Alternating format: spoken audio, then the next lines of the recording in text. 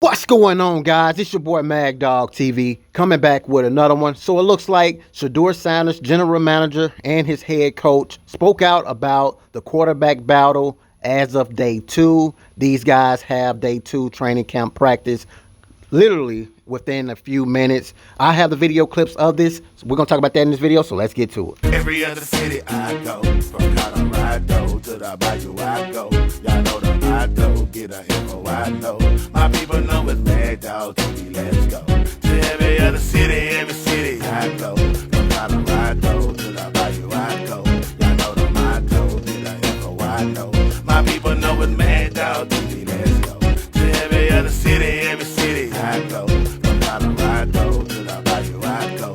Y'all know the motto, get a info I know. My people know it's Mag Dog TV, let's go. Once again, as I said before, we are literally within about 10 minutes away before Shedeur Sanders gets on the football field for his second NFL training camp competition. His head coach and general manager, Andrew Berry, along with Kevin Stefanski, all spoke out, giving us a late update regarding these quarterbacks. I have the video clips in this video. Shout out to the Cleveland Browns. So let's keep this train rolling. Andrew, I wanted to ask you about your two PvP guys in Whitehall and Deshaun. Can you give us an update on when you think those guys might be ready to roll? So I tried to do this well last year, and I was so wrong in terms of what I told you guys that I'm sorry this year I'm going the day-to-day route. Like, I just like, yes, we have an idea in terms of when we think they may hit the field. I have just learned by just being so wrong on that with the tackles last year that I'm gonna go the GM speak day to day, and we'll see how they go. So just to follow up on that, so you put JOK on the season-ending pup. Correct. So does this mean that you have hope that Deshaun will be contribute to you sometime on the field? Jeff, I'd say like we're dealing with Deshaun and Mike on a day-to-day basis. JOK's admittedly just like it's just a unique situation, you know, with his injury. So that's a lot different than the other PUP guys. Daniel. No, I was just gonna ask about Deshaun as well. I mean, I was gonna say, like, you know, in the initial statement, you guys said he's gonna miss most of the season. So if that hasn't changed, like, how likely is it? How feasible is it that he really can't play this season? We'll see day to day. Last one, Chris. Andrew, you said there's a possibility of keeping all 4. 2 years ago, you were in a position where you traded away a veteran, and then what transpired, and it kind of put you in a bind where you were forced to play a young guy. Do you, if you're in kind of the same spot, how much does that, you know, what you went through in 23 kind of inform 25? Yeah, it's a good question, Chris. I think the main difference in that year is we were at 3. So I think I've said multiple times on the record that as long as we have 3 quarterbacks that we think are 53-man worthy, we'd like to keep 3.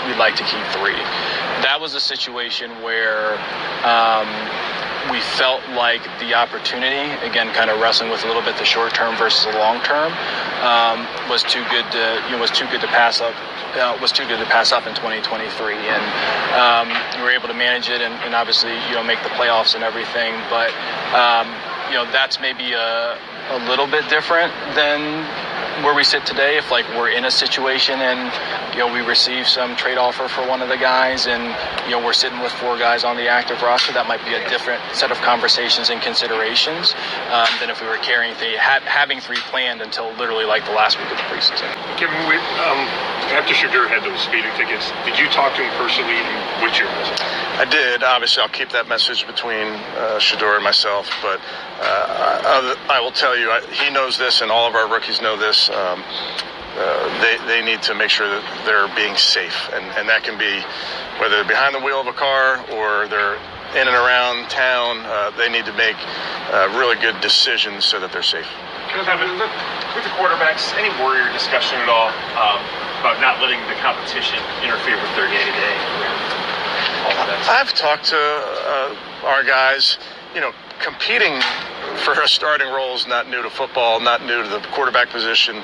That's just part of what we're doing. And that's not the only position where guys are competing for a job. I know that with the number of guys, I know that's the part that's unique, but they're all wired the right way. They know to keep the main thing the main thing. So you guys just heard Andrew Berry, general manager, along with the head coach of the Cleveland Browns, speaking out about this quarterback situation. Andrew Berry pretty much stated that they're open to potentially trading one of the 4 quarterbacks if that was the case, whereas in 2023, he was forced to have to play a young rookie. And you also heard Kevin Stefanski just continually talking about these guys are competing. This is only day 2, guys. We understand that 1,000%. I do not like the question about Shedeur Sanders' speeding ticket. That's over and done with. Why are they still asking this? But you guys, as well as myself, already know they want to continually paint the negative narrative around Shedeur Sanders. But I will say this closing within this video is that Shedeur Sanders controls his destiny. You can't hide game tape. You can't hide preseason games, anything like that. You put up good numbers, you perform, trust and believe me, everybody else will be behind you to push the Cleveland Browns to make the right decision. You guys can get down in the comments and let me know, how do you guys feel getting ready for Shedeur Sanders Day 2 training camp? Hit that like button, subscribe to the channel, turn on the post notification bell. That way every time I upload a video, you guys can get it right then and right away. Until next time, peace.